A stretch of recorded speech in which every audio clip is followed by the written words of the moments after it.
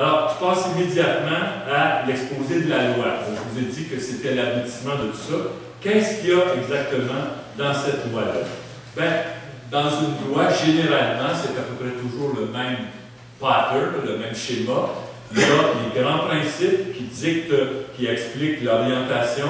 Vous avez ensuite les définitions, puis ensuite on rentre dans le cœur de la loi. Alors, cette loi-là, la loi sur les hydrocarbures, il faut que vous sachiez que c'était une loi dans une loi. C'est-à-dire que la loi officiellement s'appelle la loi concernant la mise en œuvre de la politique énergétique 2030 et modifiant diverses dispositions législatives.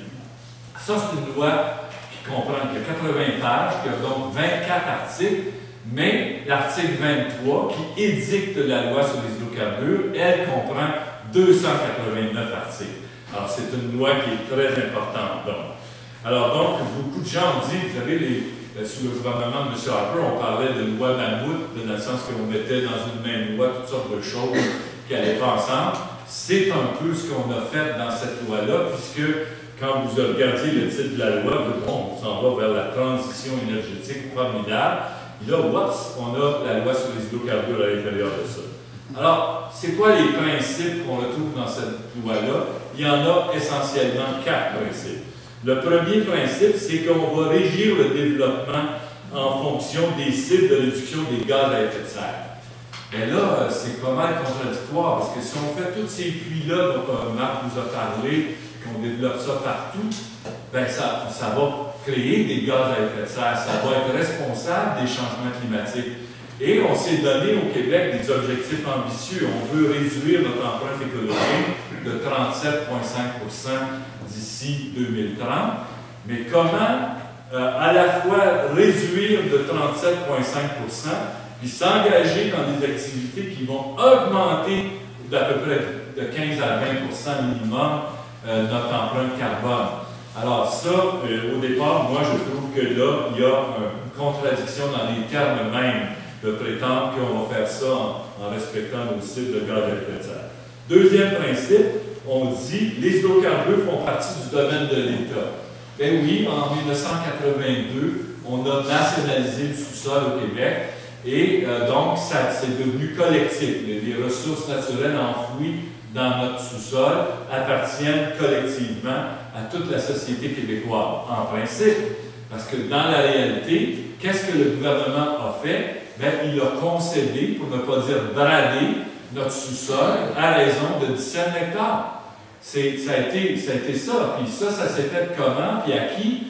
Bien, ça s'est fait généralement à des anciens cadres d'Hydro-Québec, Énergie, à des anciens politiciens. Par exemple, Gaston, qui poursuit Restigouche, bien, c'est M. Savoie, c'est l'ancien ministre de l'Énergie et des Ressources naturelles sous un gouvernement antérieur. Donc, vous voyez, c'est un peu le phénomène des portes tournantes. On va en politique, on se fait des chums, on obtient de l'influence, puis ensuite on s'en retourne s'enrichir dans l'entreprise privée.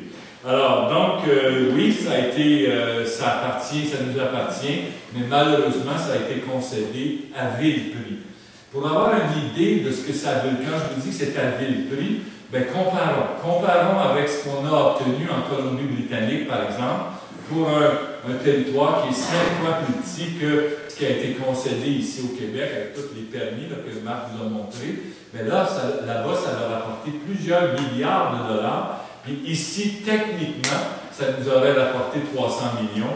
Dans la réalité, ça ne nous a rien rapporté du tout parce que le ministre des Finances à l'époque a donné des exemptions d'impôts et de taxes aux compagnies qui s'engageaient là-dedans. Donc, ça a été un bénéfice complètement nul, cette histoire-là. Donc, oui, ça fait partie du domaine de l'État, mais malheureusement, ça ne nous appartient plus véritablement parce que ça a été concédé.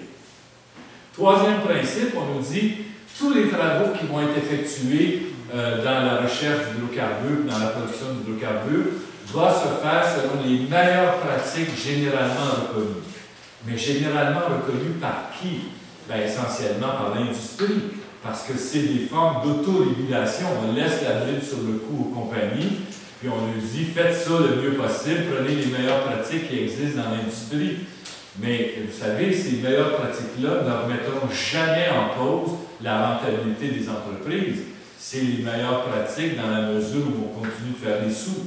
Parce que sinon, pourquoi est-ce qu'on s'engagerait là-dedans? L'entreprise privée est là pour faire des profits et non pour d'autres enjeux. Alors donc, on voit bien que cette autorégulation-là, ben c'est justement cette autorégulation-là, parce qu'il faut être conscient que les petites compagnies comme Gastem, comme Petrolia, comme Ginex, ben, c'est pas eux autres qui vont faire ça. Ils peuvent faire de la recherche d'hydrocarbures, mais quand les choses sérieuses vont commencer, ben là, c'est pas la queue qui va branler le chien, c'est le chien qui va branler la queue. Hein.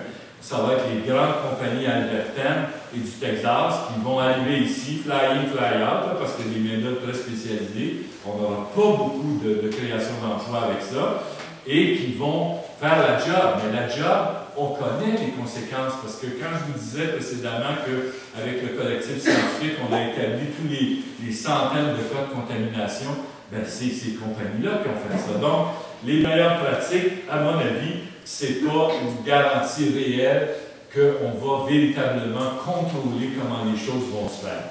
Dernier principe, c'est qu'effectivement, on nous dit que cette loi-là doit s'interpréter comme respectant l'obligation constitutionnelle que nos gouvernements ont à l'égard des Premières Nations, des premiers habitants de notre territoire.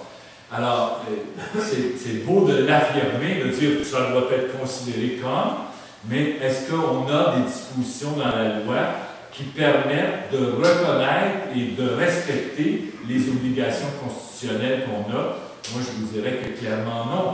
Je vais vous donner l'exemple d'Anticosti. Vous savez, Anticosti, les Inuits de ce territoire-là sont allés récemment devant les tribunaux. On attend la décision. Et comment le gouvernement a procédé? Bien, il a envoyé une lettre.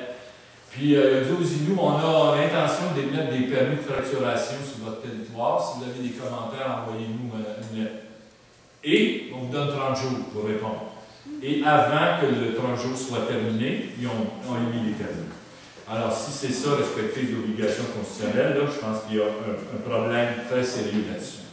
Donc, c'est les grands principes que dans la loi, puis on voit que même avec ces grands principes-là, il y a déjà un certain nombre de problèmes. Ensuite, les définitions. Bien, on retrouve dans la loi, effectivement, une définition, par exemple, de la fracturation hydraulique. Alors, on nous dit que la fracturation hydraulique, c'est une opération qui consiste à créer des fractures dans une formation géologique en injectant un fluide sous pression par l'entremise d'un puits. Bon, alors ça, c'est la définition de la fracturation hydraulique qu'on retrouve dans la loi sur les hydrocarbures. Mais il y a une autre définition qu'on retrouve dans le règlement sur le prélèvement des eaux et leur protection, et qui reprend exactement la même formulation, sauf qu'il ajoute, si on utilise moins de 50 000 litres de fluide. Alors, autrement dit, ce qui sera de la fracturation hydraulique pour le ministère de l'Énergie et des Ressources naturelles ne sera pas nécessairement de la fracturation hydraulique pour le ministère du Développement durable, de l'Environnement et de la lutte au changement climatique. Donc, ceux qui sont chargés de protéger notre territoire ne comprendront pas la fracturation de la même manière que ceux qui sont chargés de le polluer. Alors, ça nous donne une idée des problèmes qu'on peut avoir avec ces définitions-là. Bon, ensuite, là, on rentre dans le cœur de la loi. Alors, qu'est-ce qu'il y a dans le cœur de la loi? Premièrement, l'obligation de dénonciation si vous trouvez un puits sur votre terrain ou si vous constatez qu'il y a du méthane qui sort, on voit des bulles à la surface de l'eau, par exemple des cours d'eau. Là, vous avez l'obligation de dénoncer, d'aviser le ministère que vous avez trouvé un puits sur votre territoire. Ou alors que vous pensez qu'il y a du gaz naturel qui sort sur votre terrain. Bon, en soi, on peut dire que ce n'est pas tellement grave d'avoir à expliquer ça au ministère. Le problème, c'est que ces renseignements-là vont être consignés dans des registres publics qui seront consultés par les notaires. Alors, je vous pose la question, est-ce que vous achèteriez une maison, une propriété, si vous savez que le territoire de votre voisin il y a un puits de gaz de schiste, puis que ça se pourrait qu'il y ait un permis de gaz de schiste, puis qu'il y aura un puits, puis que ça risque de se passer, de se développer, vous allez probablement hésiter à le faire. Alors, le danger, donc, de cette disposition-là, c'est que ça risque d'avoir un impact sur la valeur de notre propriété. Parce que si je consulte le registre, puis votre propriété est à vendre, mais je constate que chez vous, il n'y a rien, mais chez votre voisin immédiat, il y a un puits. Peut-être que je vais être moins intéressé à acheter votre propriété. Vous voyez, ça peut avoir des impacts là, importants par rapport à ça.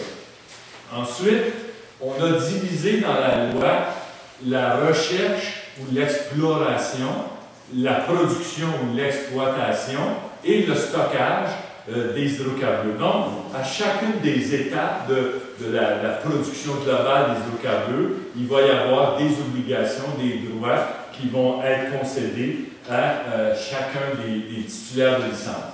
Alors donc, pour faire de la recherche d'hydrocarbures, donc pour être capable de creuser des puits, commencer à chercher, ça prend une licence qui va être cessible. Cessible en droit, ça veut dire qu'il peut être cédé.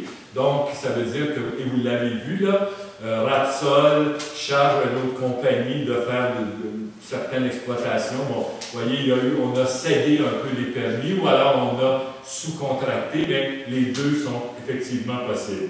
Et là, ben, c'est pour une licence de s'appliquer à un périmètre. Là, Marc vous a expliqué comment ça fonctionnait. Donc, le périmètre est en surface du sol, vous projetez ça dans le sous-sol, et ça vous donne exactement le carré dans lequel la compagnie va devoir chercher ses hydrocarbures. Sont exclus, Marc vous a parlé de l'exclusion en matière linéaire, en matière pétrolière et gazière. Les exclusions, qu'est-ce que c'est? Bien, c'est premièrement les cours d'eau, quand ils sont capables de produire un minimum de 225 kW d'énergie, et les cimetières. Alors moi, je me suis dit, ben, protégeons l'eau, puis les morts, puis les vivants, dont on en parlera un petit peu plus tard. Ça doit être ça.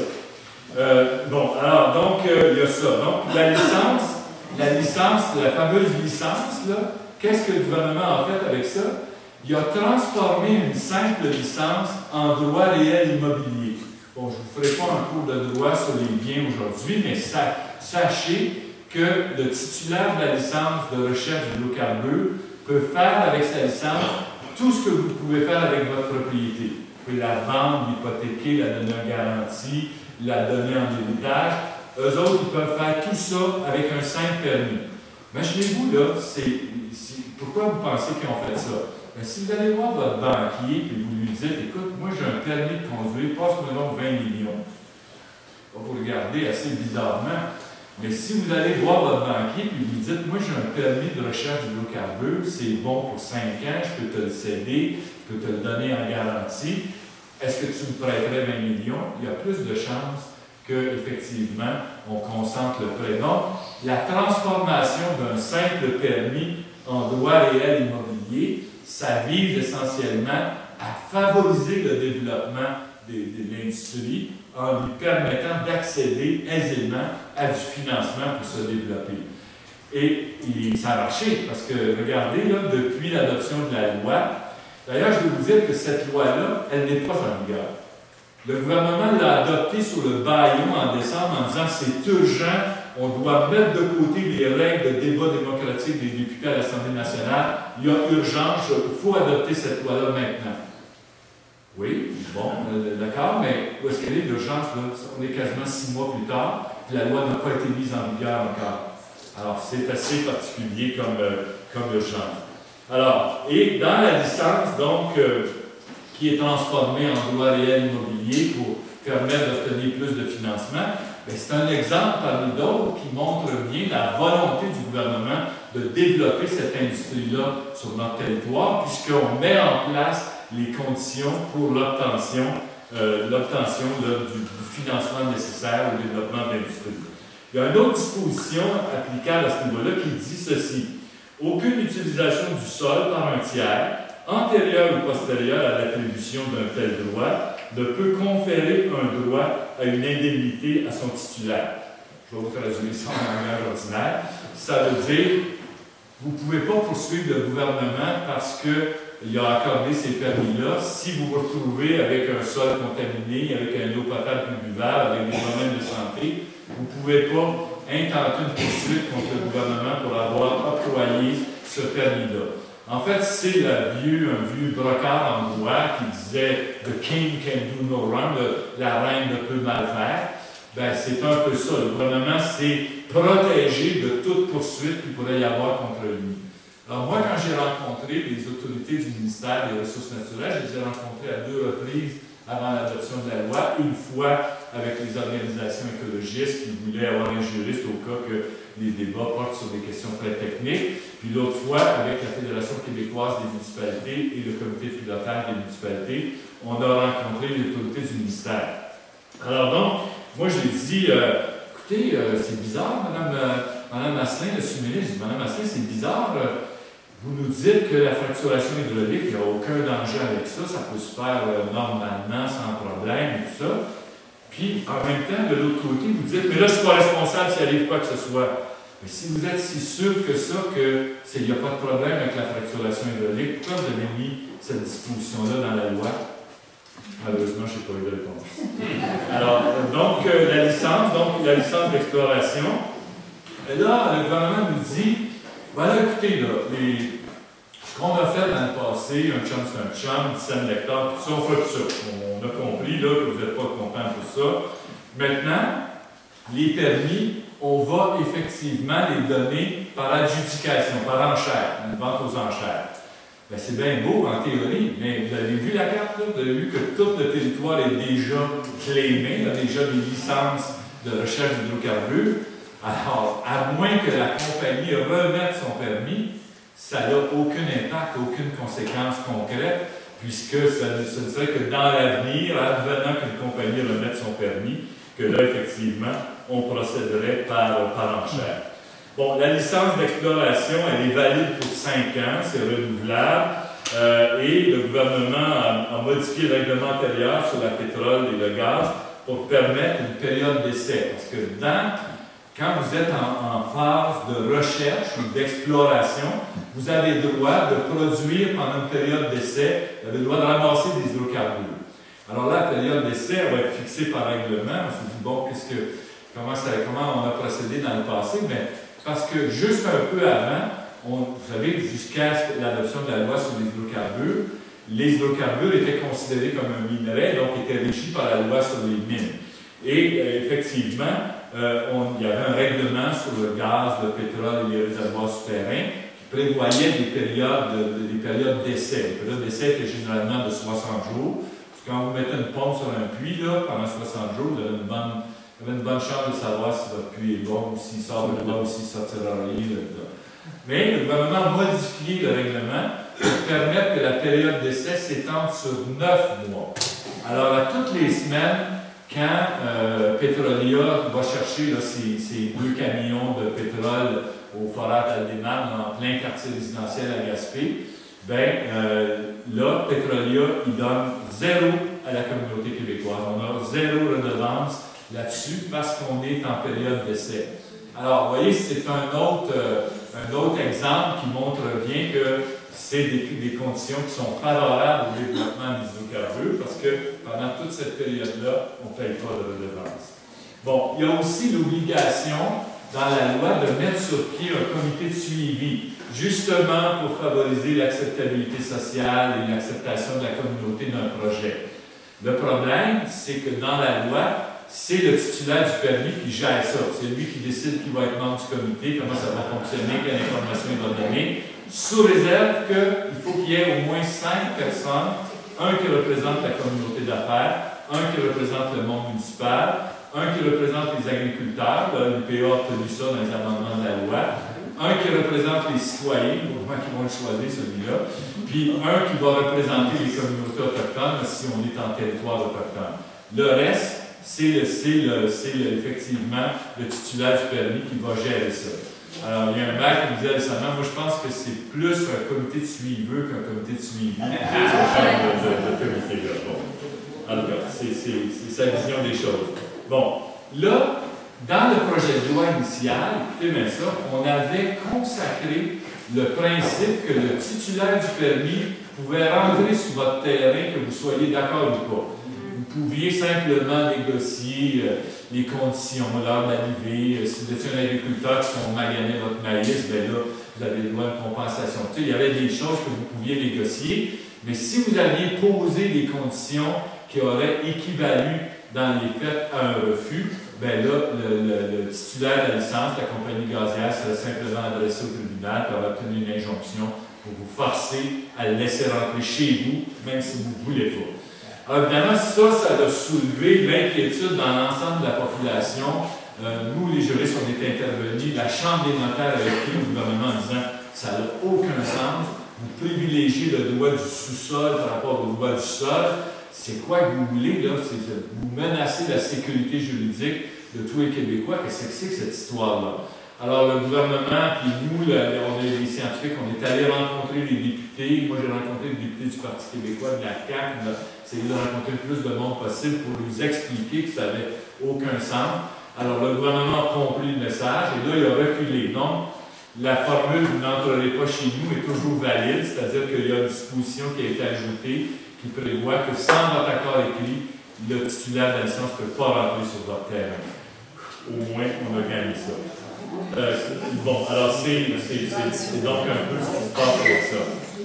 Évidemment, il y a l'obligation de faire des travaux minimum dans l'année quand au titulaire du permis, mais il y a plein de dispositions dans la loi qui dit que le ministre peut prendre toute décision qui est compatible avec la loi. Et vous savez, en droit, il y a une différence fondamentale entre être compatible avec la loi ou être conforme à la loi. Être conforme à la loi, c'est faire ce que la loi exige. Être compatible avec la loi, c'est faire tout ce que vous voulez, sauf ce que la loi interdit formellement. Alors donc, on a donné énormément de pouvoir au ministre pour exempter, pour faire en sorte que le montant d'argent soit réparti sur une autre puis mis sur une autre année, etc. Donc, il y a beaucoup d'éléments comme ça. Il faut payer des lois annuelles, bon. Sauf qu'il y a beaucoup d'éléments dans le projet de loi où on nous indiquait tout ça va être fixé par règlement. À au moins une centaine d'endroits dans le projet de loi, vous avez cette formulation-là qui dit que les choses vont être fixées par règlement. Ça veut dire que nos députés, quand ils ont voté le projet de loi, ils n'avaient aucune idée de ce qu'il y avait dedans, parce que la loi, c'est l'Assemblée nationale qui l'adopte, mais les règlements, c'est le gouvernement, c'est le lieutenant-gouverneur en conseil, c'est le conseil des ministres. Alors donc, et là, ce n'est pas des niaiseries, le montant des redevances, le pourcentage des redevances, on ne le sait pas. On ne le sait pas, ça va arriver éventuellement dans les règlements qui vont être déposés. Bon, après la recherche, il y a la production d'hydrocarbures. Là, dans la production, le gouvernement ajoute un nouveau joueur, qui est la Régie de l'énergie. Mais la Régie de l'énergie qui va devoir examiner le projet, etc. Et il y a une période de 8 années qui est donnée pour passer de la phase de recherche à la phase de production. On dit que dans le registre public, là, les piles d'Amoclès au bout de votre tête, si votre voisin a un puits, ça va durer au moins 8 ans si on n'est pas passé en production. En production, pour y aller, il faut l'autorisation de la Régie de l'énergie. La Régie de l'énergie, c'est pas un BAP, c'est pas un endroit où les citoyens vont exprimer leur inquiétude ou leur opposition. C'est un tribunal administratif. Pour aller là, il faut être représenté par avocat et il faut avoir l'intérêt juridique requis. C'est-à-dire qu'il faut être directement concerné par le projet. Donc, il y a un nouveau joueur, mais de toute façon, le gouvernement dit dans la loi que le gouvernement va déterminer par règlement les éléments dont la Régie doit tenir compte et ceux sur lesquels elle doit se prononcer. Autrement dit, la Régie va être là, mais le gouvernement va lui donner le corridor à l'intérieur duquel la décision va devoir se prendre. Donc, ce n'est pas nécessairement une grande garantie pour les citoyens. Vous n'avez qu'à regarder l'augmentation de vos tarifs d'électricité dans les 5 dernières années. C'est la Régie de l'énergie qui a statué là-dessus. Bon, alors, après ça, je veux juste vous parler en terminant de l'accès à l'information. Parce que, effectivement, dans la loi, on a des dispositions qui prévoient qu'effectivement, après 5 ans, vous allez pouvoir demander au gouvernement quelle cochonnerie exactement on a injecté dans mon sous-sol et qui a contaminé mon eau. Alors donc, il y a un délai pendant lequel vous ne pouvez pas le savoir. Alors, et là, le problème, c'est que le délai, pour le calculer, le délai, c'est à partir de la fermeture définitive du puits. Alors, vous avez le passage de 8 années pour passer d'une phase à l'autre. Alors, donc, vous allez probablement avoir des informations après une douzaine ou une quinzaine d'années, vous avez des chances d'avoir des informations. Mais les informations que vous allez recevoir ne sont pas complètes parce qu'il n'y a pas de disposition dans la loi qui prévoit que cette loi-là s'appliquerait sans tenir compte de la loi sur l'accès aux documents des organismes publics et la protection des renseignements personnels. Donc, quand le gouvernement va appliquer cette loi-là, il va devoir tenir compte de la loi sur l'accès. Et qu'est-ce qu'elle dit, la loi sur l'accès, aux articles 20 et suivants, 22, 23, 24? Ben, c'est qu'un titulaire, une compagnie, peut s'objecter à la divulgation de renseignements si ça risque de compromettre, par exemple, la rentabilité de la société ou si ça risque de révéler des secrets industriels.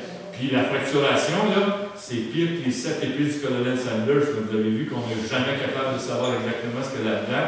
Donc, on risque d'avoir effectivement des problèmes à savoir tout ça. Finalement, je veux simplement vous signaler que la loi prévoit aussi que le gouvernement peut autoriser le ministère des Transports à faire tous les chemins nécessaires pour se rendre au puits. Donc, non seulement ça ne nous rapportera rien, mais en plus on va payer les chemins pour que les compagnies puissent se rendre à leur puits. Et les compagnies peuvent aussi couper des arbres nécessaires jusqu'à 2% du massif forestier sans payer de droits ou sans avoir d'amende ou quoi que ce soit. Donc, c'est une loi qui favorise de façon très importante le développement de ces industries-là sur notre territoire. Puis effectivement, les compagnies ont bien compris ça. Kester a ramassé 30 millions. Petrolia, aujourd'hui, vient d'être acheté par une compagnie albertaine. Et il y a d'autres éléments aussi là, qui nous inquiètent, mais je vais attendre vos questions puis je pourrai y répondre à ce moment-là. Alors voilà.